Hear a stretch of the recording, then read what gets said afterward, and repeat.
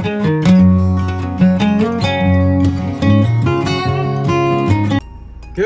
morning mga ka-hardrock, mga ka-loyal.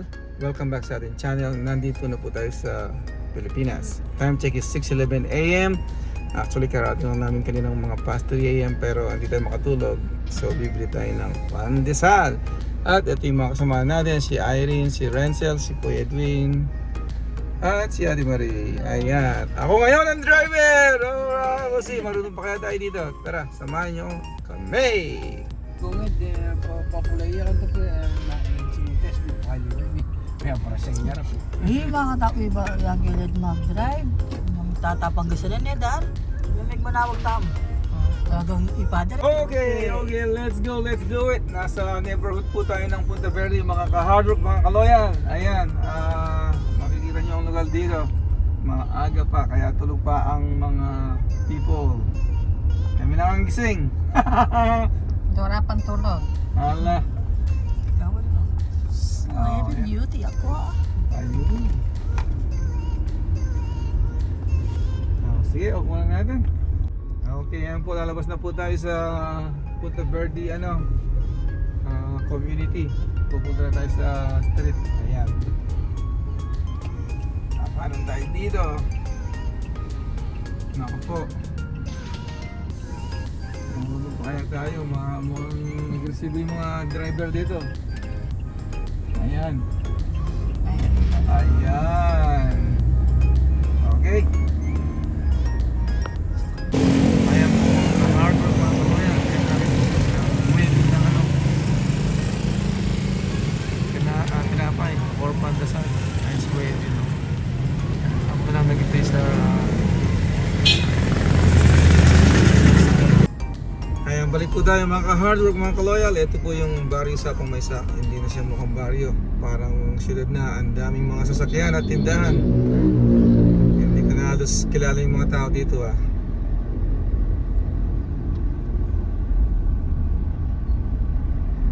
But ganun pa man, masarap pa rin bumalik. Ayan, naninibago tayo sa pag-drive dito. Ito pala yung church namin dito, ayan o.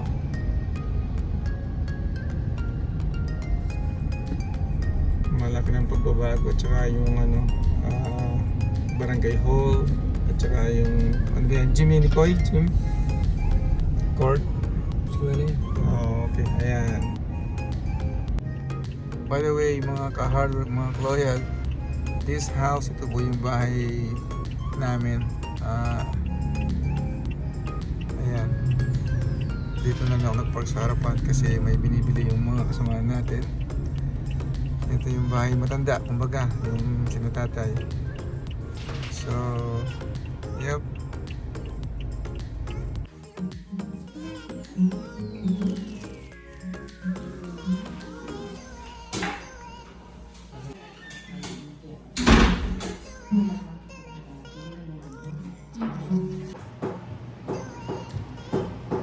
Hello mga hardwork, mga kawayan.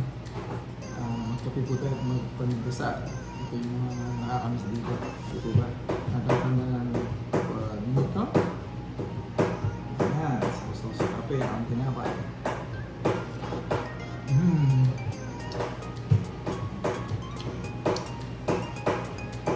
Wow.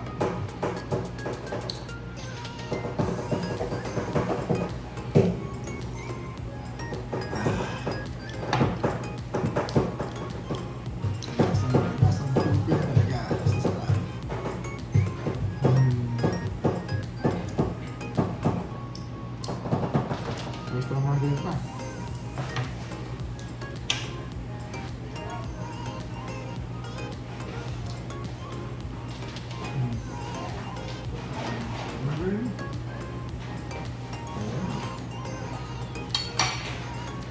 Yan. Napakalit ng tinapay ngayon. Kung tutusin, parang isang subo lang ito eh.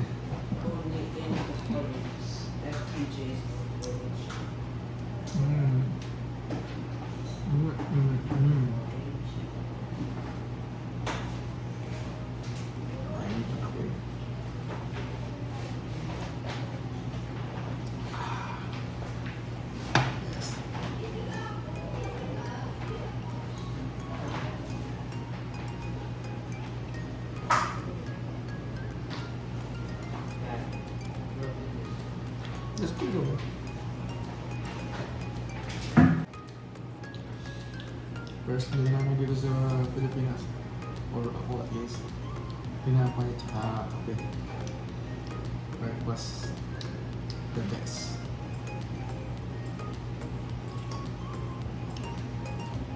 Nakapag-drive na po tayo ng konti sandali sa labas. Hindi tayo ng tinapay. Sinamahan natin sila Kuya Edwin at si Ate Marie. Ayun pa mga pamangkin. Kaya wala pang tulog actually. Obviously, mag-a-adjust tayo sa oras ngayon.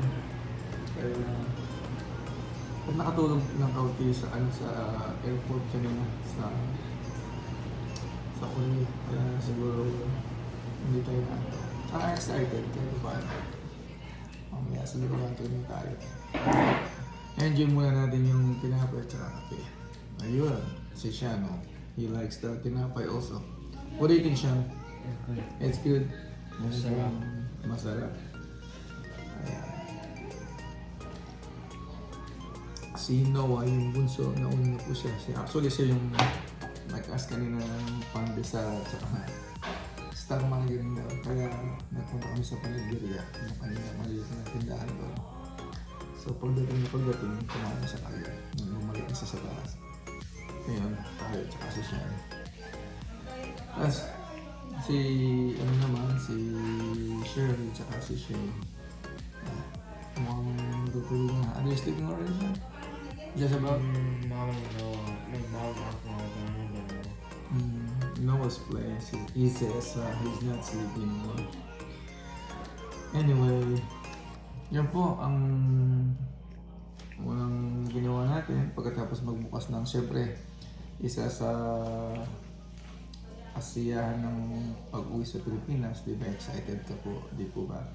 Pero isa sa mga inaabangan ng mga dadating natin ay yung pagbubukas ng mga boxes. Hindi na ako nakapag-video kanina. I was gonna take, kaya lang busy. Yun ang exciting, di po ba? Kasi ganun din ako naman nung nandito ako sa Pilipinas eh. Pag may dumarating ng mga boxes or packages, excited kayo. Pag binubuksan, mga kagawan. So ayun, nandito na karamihan yung mga pamangkin kanina, yung sumundo po sa atin.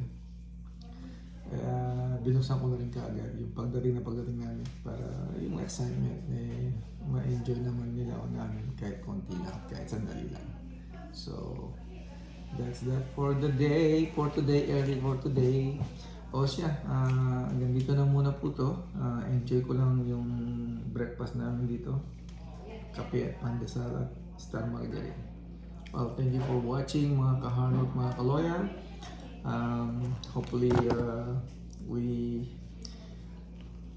we can have a good time. I'm pretty sure magkakaroon tayo ng good time dito sa Pilipinas. Lagi naman yan. So marami tayong gagawin. And then half of the vacation doon tayo sa Nueva Ecija sa lugar naman ng Mrs.